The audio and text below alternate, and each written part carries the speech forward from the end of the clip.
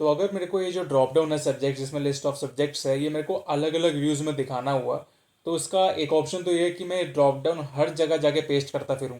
जिस भी व्यू में मेरे को लगाना है वहाँ पर सारे ऑप्शन ये मैं पेस्ट करता जाऊँ। इसमें ड्रॉबैक है कि अगर मेरे को इन फ्यूचर कोई टेक्सचुअल चेंज करना हुआ, या फिर मान लो इस पर्टिकुलर सब्जेक्ट्स की जो लिस्ट है इसमें कोई सब्जेक्ट मेरे को बढ़ाना हुआ, तो मैन्युअली जाके मेरे को हर जगह पे वो चीज़ें ऐड करनी पड़ेगी।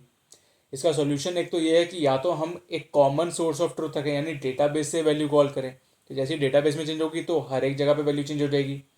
दूसरा तरीका ये है कि हम अभी के लिए क्या यूज़ कर सकते हैं, और जनरली हम काफ़ी बार हम देखेंगे रियल लाइफ एप्लीकेशन में ये चीज़ यूज़ भी होती है, कि हमने एक इनम का इस्तेमाल कर लिया।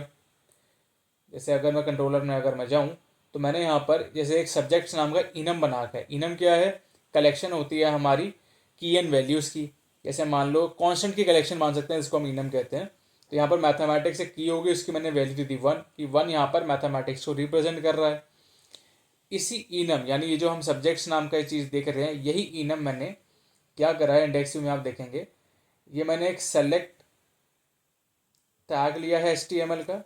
इसमें मैंने ASP items HTML tag helpers, मैंने पिछली वीडियो में इसकी बात करी थी, उसके थ्रू मैंने एक लिस्ट पास कर दी है, which is HTML got enum select list. क्योंकि ASP आइटम एक सेलेक्ट लिस्ट ही लेती है। सेलेक्ट लिस्ट माने कि एक वैल्यू और उसकी क्या टेक्स्ट है, वो दोनों चीज़ें पास होनी चाहिए। जो कि इनम के केस में वैल्यू जो है हमारी 1 है, टेक्स्ट है सब्जेक्ट्स। तो हम यहाँ पर जैसे ही हमने पास करा इस तरीके से, तो ये उस इनम के साथ जाके बाइंड हो गई। अब जैसे ही मैं उस इनम में चेंज करूँगा कभी, तो यहाँ पर भी ऑटोमेटिकली अपडेट हो जाएगा, और यही चीज़ मैं अपने हर एक व्यू में पास कर दूंगा। तो यहाँ पर जब आप देखेंगे, जब ये चीज़ जो रेंडर हो रही है ना, अगर मैं इंस्पेक्ट करके आपको दिखाऊं, तो नॉर्मल HTML की तरह ही रेंडर हो रही होगी वो। यानी 10 मिनट,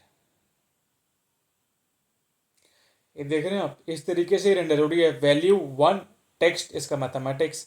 तो एक काफ़ी एफिशिएंट तरीका होता है हमारा किसी भी ड्रॉप डाउन को मल्टीपल व्यूज़ में जो है जब हम यूज़ करना चाहें। एक और तरीका है that is HTML drop down list, जो कि एक टैग हेल्पर है। अगर आपको उसके बारे में पता तो मेरे को कमेंट सेक्शन में ज़रूर बताओ एक बार।